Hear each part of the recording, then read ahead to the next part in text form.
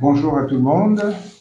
Merci d'avoir répondu présent à l'invitation du Conseil national de la société civile. Et avant que de laisser Monsieur Ndombele faire lecture de notre communiqué, et donc nous sortons d'une semaine de travail et au cours de laquelle nous avons mené notre réflexion, donc avec l'ensemble des associations et des ONG qui constituent le Conseil national de la société civile pour effectivement nous prononcer sur la question en rapport avec le dialogue à venir. Donc nous allons tout de suite vous laisser avec notre collègue qui va faire lecture effectivement de la mise au point et des éléments qui ont sous-tendu un peu notre réflexion pendant cette semaine. Merci. Bonjour encore à toutes et à tous. Donc, déclaration du Conseil national de la société civile CONACES relative au dialogue national inclusif d'avril 2024 au Gabon. Comme le disait le Ghanéen Jerry John Rawlings, quand le peuple est écrasé par ses dirigeants avec la complicité des juges, c'est l'armée qui lui rend sa dignité et sa liberté.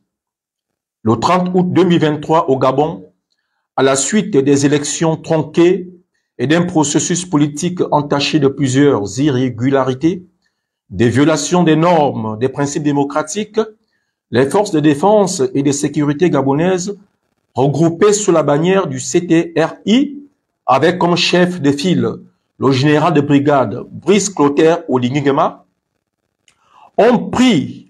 ont décidé de prendre leurs responsabilités, c'est-à-dire prendre le destin du pays en main. Ils sont justement intervenus pour mettre fin à une forfaiture au régime en place cinquantenaire, le système Bongo PDG. Tête de fil du pillage des richesses du pays par la mise en place d'une stratégie de corruption généralisée, endémique, tentaculaire, ayant fait de la corruption une coutume dans notre pays. Illustré aussi par des hold-up électoraux.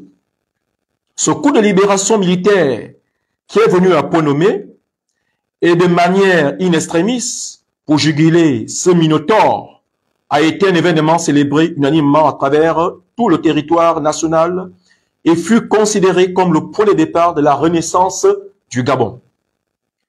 Ainsi, pour matérialiser cette renaissance, le 4 septembre 2023, à sa prestation de serment, le président de la transition, le général de brigade Brice Clotaire Oligui-Nguema, y avait tracé les grandes lignes pour un retour à l'ordre constitutionnel.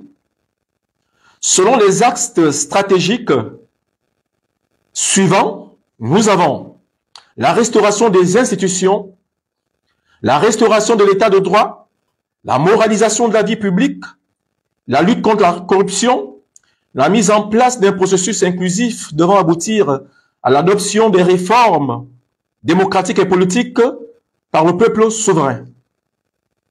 Une vision qui a été reformulée par la feuille de route présentée par le Premier ministre de la transition le 28 du même mois et de la même année, à savoir la restauration de la stabilité et de la confiance, la réforme institutionnelle et législative, la lutte contre la corruption, le développement durable et économique, l'éducation et la sensibilisation, le dialogue national et la consultation publique.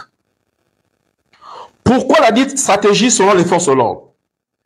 Parce que la véritable paix serait issue de l'instauration des institutions démocratiques et consensuelles dans notre pays qui, selon Robert Bourgi, c'est-à-dire notre pays, était assis normalement sur une poudrière.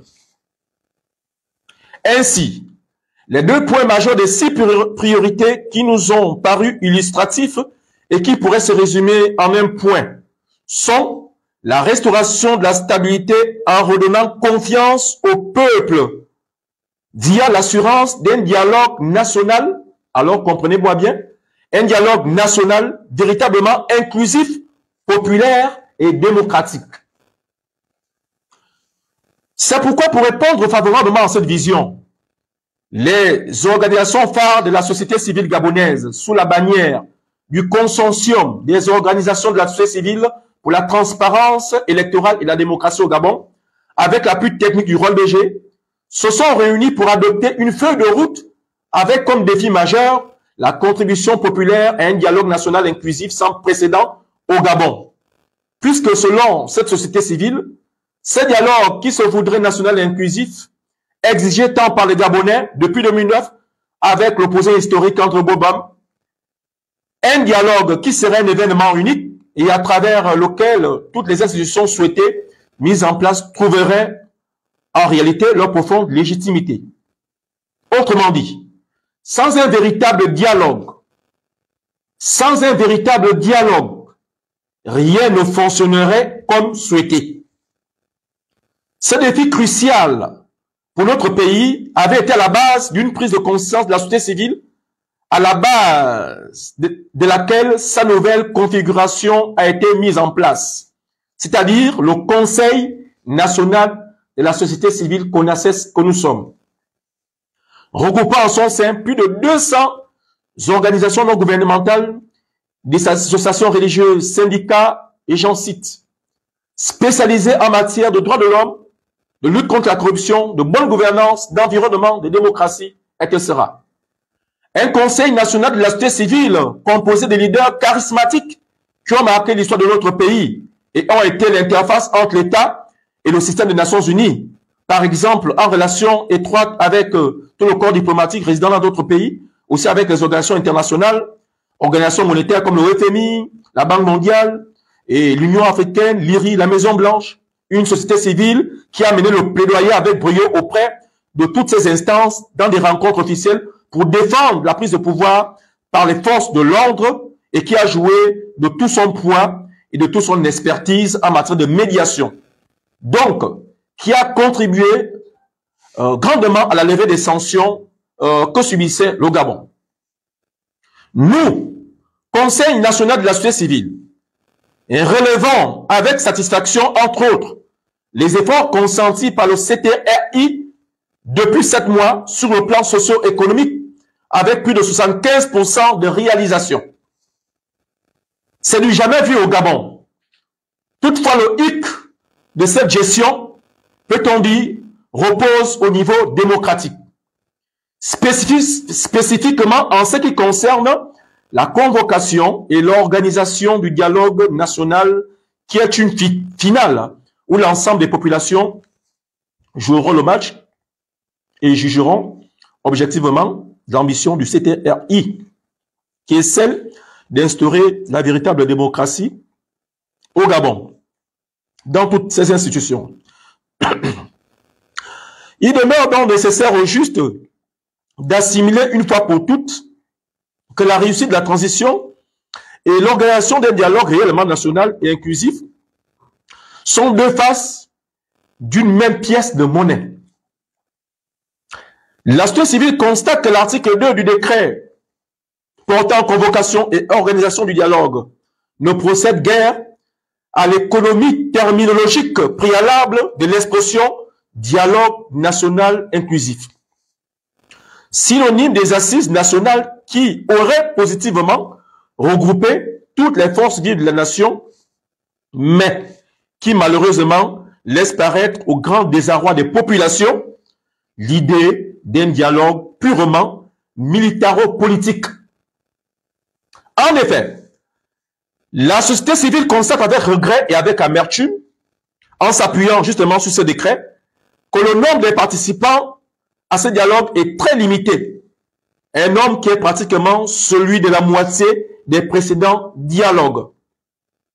Aussi, remarque-t-elle que les quotas de participation sont inégalement répartis dans les différents secteurs, au profit des politiques, du gouvernement et des militaires. Ça veut dire quoi? Sur 580 participants, on a 104 politiques et 64 membres du CTRI, 52 délégués spéciaux, 48 délégués départementaux, 30 départements ministériels. face à 6, rien que 6 pour les défenseurs des droits de l'homme et de la démocratie. Ce qui serait vraiment un coup d'épée dans l'eau. La société civile pourrait déduire alors, en dépit du dit décret, qui attribue au président du CTRI certes le pouvoir de désigner les participants, qu'il y aurait anguille sous roche.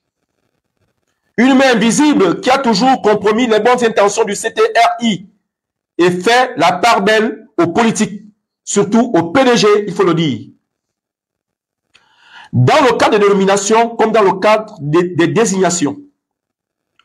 Puisqu'en positionnant notre regard sur le rétroviseur, le quota réservé à la société civile dans la charte de transition, en ce qui concerne le Parlement, avait été violé et extrapolé, puisque certaines personnalités non identifiées par la société civile s'étaient, on ne sait par quelle botte, faufilées dans cette instance au nom de la société civile, en lieu et place de ces vrais acteurs reconnus du grand public. Idem, en ce qui concerne les délégations spéciales. Les politiques avaient eu la quasi-totalité des délégués et la liste proposée par la société civile avait été niée au point même que la société civile avait engagé des recours auprès du CTRI. Lesquels recours, pour ne pas dire qu'elles ont été renvoyées au calendrier grec, mais restent jusqu'alors lettres mortes. C'est cela qui crée le problème de confiance du Conseil national de la société civile en ce qui concerne la désignation des membres de la société civile devant prendre part au dialogue. Un climat de suspicion, une réalité contraire aux priorités majeures prônées par le CTRI dans sa feuille de route, c'est-à-dire la moralisation de la vie publique, mais surtout et surtout la restauration de la confiance. Surtout la restauration de la confiance. Nous, CONACES, pensons donc que pour relever le défi d'une transition parfaite, la réussite d'un dialogue véritablement national inclusif, c'est-à-dire démocratique, est une condition sine qua non et passe par un réexamen de la situation par le CTRI aussi vite que possible. Nous y sollicitons par conséquent de la part du CTRI soit un report du dialogue pour une meilleure préparation, soit à la limite une multiplication par 3 du nombre de participants en privilégiant bien évidemment les populations, surtout représentées par les associations que nous sommes. Elle sollicite, comme elle a toujours sollicité d'ailleurs, un dialogue national inclusif souverain. Elle tient ici à rappeler que la situation critique du Gabon a été aussi due au dialogue masqué organisé depuis 1990, qui n'était au juste que des négociations pour maintenir le statu quo, avec pour stratégie gripper le processus électoral et finalité la conservation du pouvoir du système Bongo-PDG. En d'autres termes, à chaque fois qu'il y a un dialogue national au Gabon, il s'est toujours métamorphosé en dialogue politique et c'est ce que nous sommes en train de vouloir vivre. C'est pourquoi aujourd'hui, le Conseil national de la société civile interpelle tous à la sincérité parce qu'aujourd'hui, il est plus que nécessaire que cette fois-ci, le dialogue national inclusif à venir soit vrai, soit sincère. Un bateau qui mènera enfin le Gabon vers une réalité nouvelle à laquelle tous nous aspirons. La société civile gabonaise est tout à fait consciente de la responsabilité du CTRI, il faut le dire, et de l'ampleur de la tâche. C'est pourquoi elle rassure l'opinion nationale et internationale qu'elle est là bel et bien présente. Cette fois-ci, non plus pour faire de la critique pour la critique, mais pour veiller et éveiller les consciences, de façon à ce qu'il n'y ait plus de dérapage, tout en mettant le Gabon face à ses engagements, bel et bien face au respect des engagements nationaux et internationaux avec les Nations Unies, avec par exemple l'adoption dans le préambule de la Constitution de 1991, la Déclaration universelle des droits de l'homme, l'engagement au respect des principes de l'Organisation africaine des droits de l'homme et des peuples et de la Charte de la démocratie, de la Charte nationale des libertés, qui elle a été consacrée, qui elle a été le fruit d'une consécration des recommandations issues de la conférence nationale de 1990 sur la démocratie. Parce que la société civile gabonaise, c'est-à-dire le Conseil national de la société civile, qui est le plus grand regroupement, il faut le préciser, le plus grand regroupement de la société civile au Gabon, il veillera, il continuera pour que le peuple gabonais retrouve sa dignité conformément au respect des dites règles et procédures démocratiques en situant ce dialogue national inclusif comme le centre névralgique de la transition au Gabon. Je voudrais clore mon propos au nom de tout le Conseil national de la société civile en empruntant quelques maximes. D'abord, celle d'Albert Camus, dans son ouvrage L'homme révolté, qui dit que mal commencer les choses ajoute au malheur du monde. Je voudrais terminer ces maximes par celle d'un politique, pour ne pas dire un homme d'État français, qui dit « Tout n'est jamais perdu, tout n'est jamais perdu, ne cesse de nous répéter l'histoire, mais il y a tout à perdre à ne pas écouter ses enseignements. Mais il y a tout à perdre à ne pas écouter l'histoire des dialogues précédents au Gabon. » Ces approches donc mémorielles et synthétiques devraient nous amener tous, je voudrais dire donc tous, à nous enrichir davantage de nos expériences passées pour mieux bâtir l'avenir de notre très cher beau pays, le Gabon.